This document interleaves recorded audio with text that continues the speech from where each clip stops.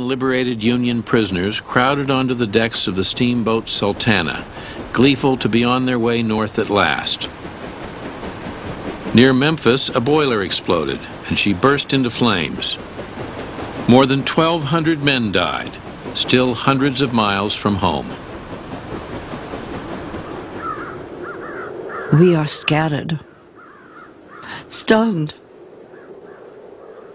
The remnant of heart left alive in us is filled with brotherly hate. Whose fault? Everybody blamed by somebody else. Only the dead heroes left stiff and stark on the battlefield escape. Mary Chestnut. When the news of the surrender reached Edmund Ruffin, the old Virginia secessionist who had fired one of the first shots at Fort Sumter, he draped a rebel flag over his shoulders and shot himself. Rather than live, he wrote, in a restored union with members of the Yankee race. "You may forgive us," a surrendering rebel officer told Joshua Lawrence Chamberlain after the ceremony at Appomattox, "but we won't be forgiven. There is a rancor in our hearts which you little dream of. We hate you, sir."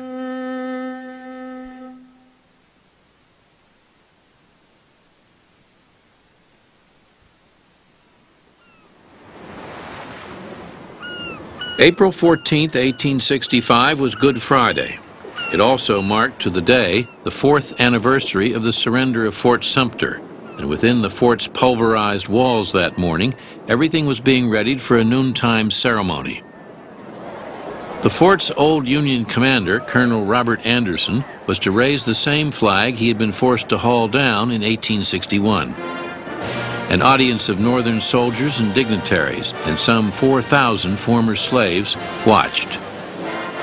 Few local whites chose to attend. At first I could not hear Colonel Anderson, for his voice came thickly, but in a moment he said clearly, "I thank God that I have lived to see this day." And after a few more words, he began to hoist the flag. It went up slowly and hung limp. A weather-beaten, frayed, and shell-torn old flag, not fit for much more work, but when it had crept clear of the shelter of the walls, a sudden breath of wind caught it, and it shook its folds and flew straight out above us. I think we stood up. Somebody started the Star-Spangled Banner, and we sang the first verse, which is all that most people know. But it did not make much difference, for a great gun was fired close to us from the fort itself, followed in obedience to the President's order by a national salute from every fort and battery that fired upon Fort Sumter.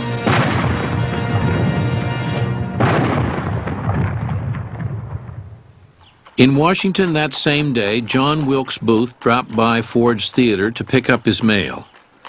A stagehand told him the President and General Grant were both expected to attend that night to see the actress Laura Keene in a British comedy called Our American Cousin. Booth told his band of devoted followers of a new plan. He would shoot Lincoln and Grant. Lewis Payne was to kill Secretary of State William Seward. George Azerodt was to shoot the Vice President, Andrew Johnson. Early that evening, Booth led his horse out of the livery stable near Ford's Theater. A young boy was told to hold it at the stage door. At the last minute, General and Mrs. Grant begged off the theater party and left the city for Philadelphia. The Lincolns arrived and took their seats in the presidential box. With them were Major Henry Rathbone and his fiancée, Clara Harris.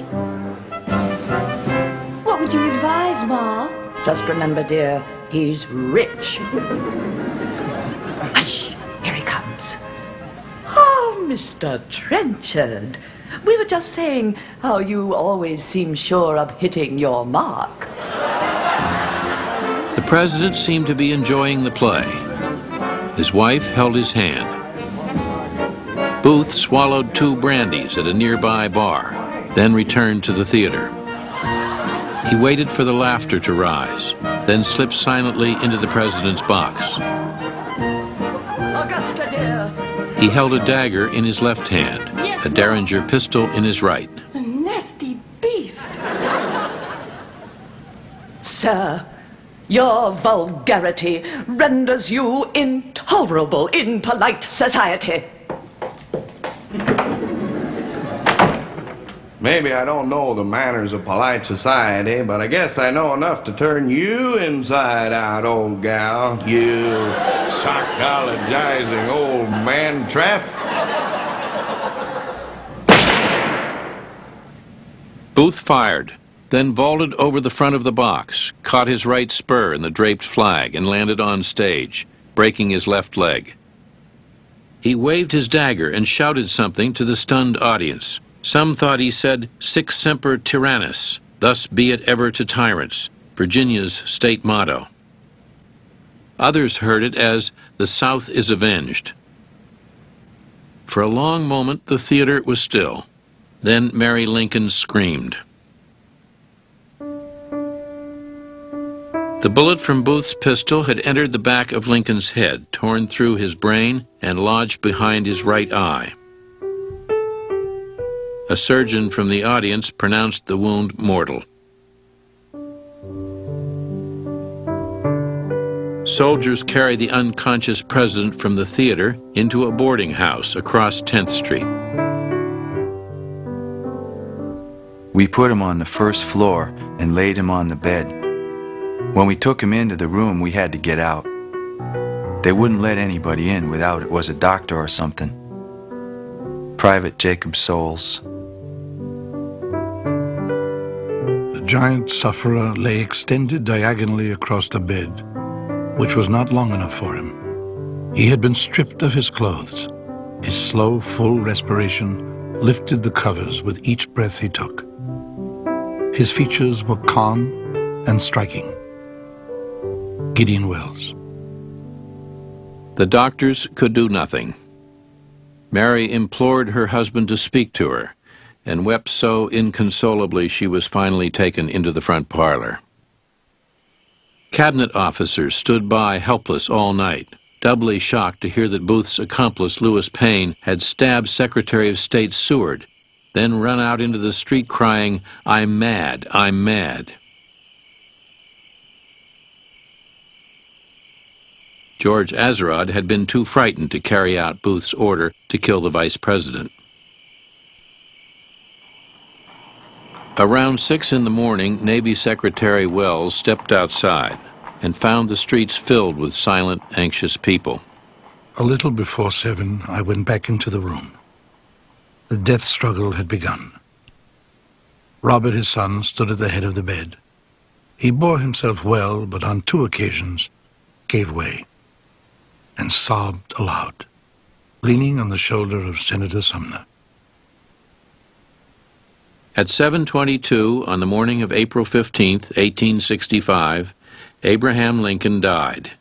He was 56 years old. Secretary of War Edwin Stanton said, "Now he belongs to the ages." His pockets contained 2 pairs of spectacles, a pocket knife, a linen handkerchief, and a wallet. In it were 9 newspaper clippings and a Confederate $5 bill.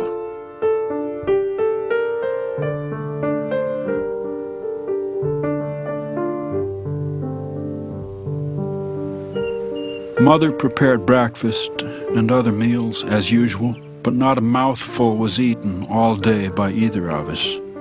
We each drank half a cup of coffee, that was all. Little was said. We got every newspaper, morning and evening, and passed them silently to each other. Walt Whitman. The telegraph carried the news across the country in minutes. No president had ever been murdered.